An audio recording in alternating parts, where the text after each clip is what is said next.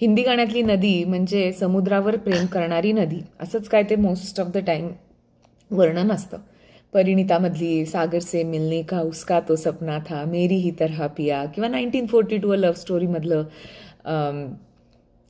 मिलने सागर से चली. तर ही अशी सागराच्या प्रेमात, समुद्राच्या प्रेमात असलेली नदी असं हिंदी गाण्यांमध्ये तिचं वर्णन असतं. पण गदिमांनी ह्याच नदीचं अजून एका पद्धतीने वर्णन ह्या कवितेत केलंय. मला खूपच ती कविता आवडली. मध्यंतरी एका निवेदनात पण मी वाचली होती, ती खूप सगळ्यांना आवडली. तर गदिमांनी म्हटलंय, नदी सागरा मिळता पुन्हा येई ना बाहेर, अशी शहाण्यांची म्हण नाही नदीला माहेर.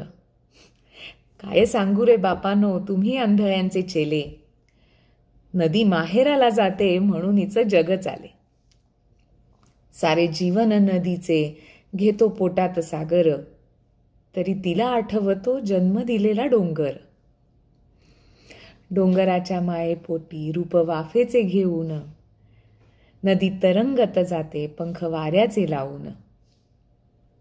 पुन्हा होऊन लेकरू नदी वाजविते वाळा, पान्हा फुटतो डोंगरा येतो पावसाळा.